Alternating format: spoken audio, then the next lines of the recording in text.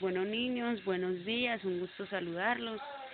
Hoy por medio de este tipo de recursos voy a darles un poquito, amplificar un poquito la información que venimos trabajando sobre todo lo que es la reproducción en el ser humano.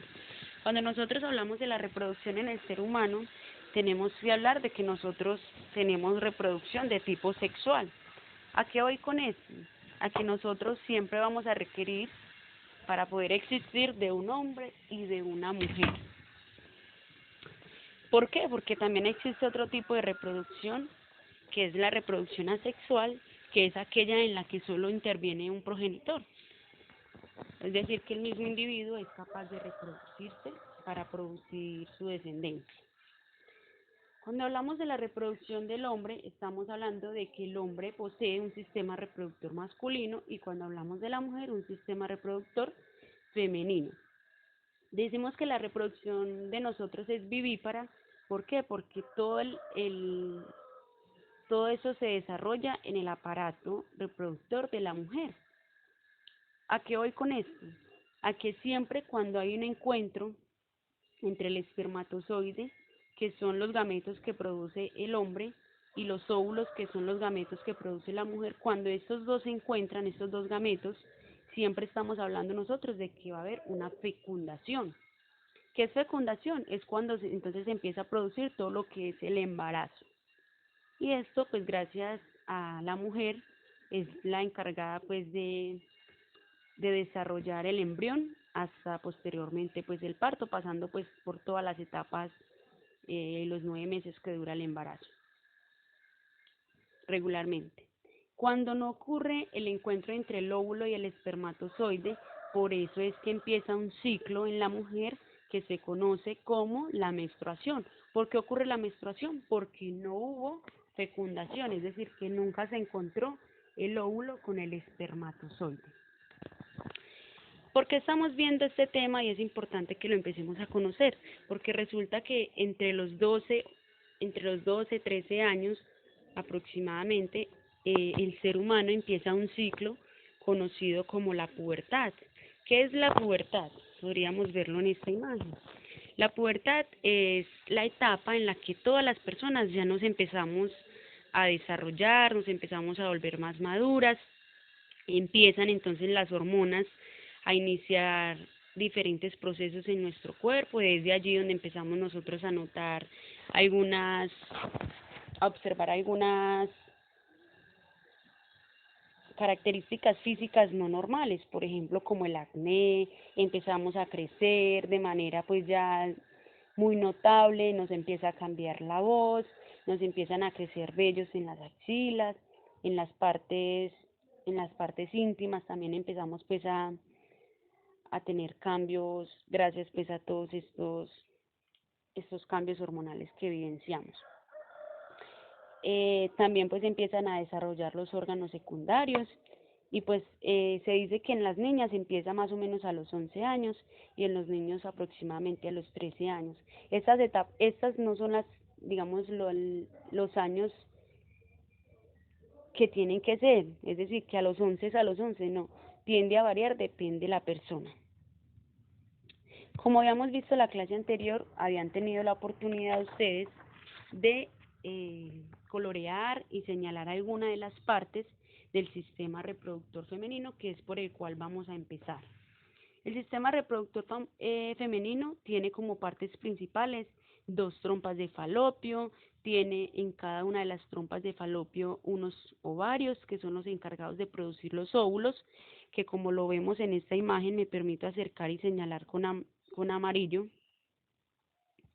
Son estas celulitas que encontramos acá dentro de los ovarios. Acá, todas estas celulitas se conocen como óvulos. Los óvulos son los encargados de luego, mediante la fecundación, de producir la fecundación. Entonces, tenemos 2 trompas de falopio, 2 ovarios, el útero, el endometrio, el miometrio y el cuello uterino, y posteriormente a él, pues, encontramos en la parte de más abajo lo que es la vagina. La vagina aquí solo vamos a hablar como tal qué es la vagina, pero si entramos en detalle de la vagina, pues podríamos estar hablando de otras partes como el clítoris, etcétera. Solo vamos a ver cuál es la función de la vagina a manera general. Entonces, vamos a empezar a definir un poco sobre lo que son las trompas de falopio. Como sabemos, las trompas de falopio se encuentran a cada uno de los lados. Las voy a señalar con rojo. Una trompa de falopio a este lado, otra trompa de falopio a este lado. ¿Cuál es la función de las trompas de falopio? Las trompas de falopio son unos conductos que permiten que los óvulos que son producidos en los ovarios puedan dirigirse o transportarse o conducirse, como su mismo nombre lo dice, hasta el útero. También vamos entonces a estar hablando de los ovarios. ¿Cuál será la función entonces de los ovarios? Ya les había dicho un poco sobre los ovarios. También se presenta en pares, es decir, que hay dos, a la izquierda y a la derecha, y los ovarios, su función principal es producir, muy bien, los óvulos. Recuerden que los óvulos son los gametos sexuales femeninos. Y cuando hablamos de gametos sexuales masculinos, estamos hablando de, muy bien, de los espermatozoides. Pero eso es en el hombre. Vamos entonces a estar hablando de cuál será la función del útero. Está en azul. ¿Cuál será la función del útero? Mire la parte donde está ubicado el útero. Entonces, este es el órgano, digamos, más importante, que es el que permite que se aloje el nuevo individuo en el caso de que exista la fecundación. Es decir, que en toda esta parte interna de acá es donde se va a desarrollar el nuevo individuo en caso de que exista fecundación. Recuerde que para que exista fecundación siempre debe existir el gameto femenino y masculino que se unan, que se encuentren para poder que exista la fecundación. Si no hay fecundación, ¿qué ocurre en la mujer? Empieza todo lo que es el ciclo menstrual, que más adelante lo vamos a entender un poco.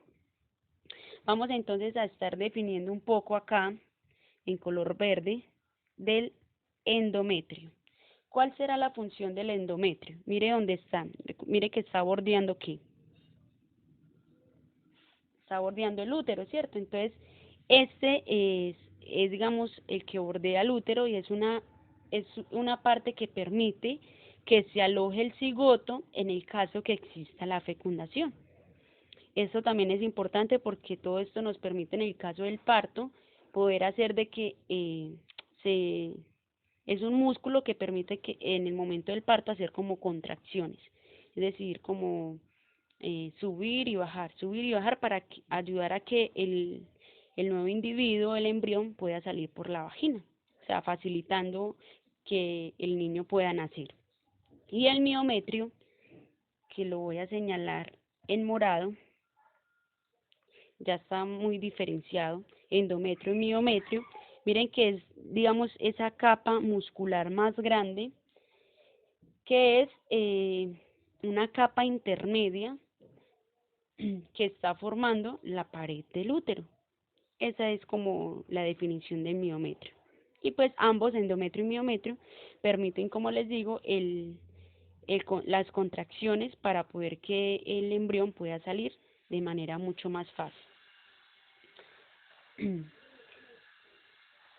Aquí tenemos todo lo que es la vagina. Pues como sabemos, la vagina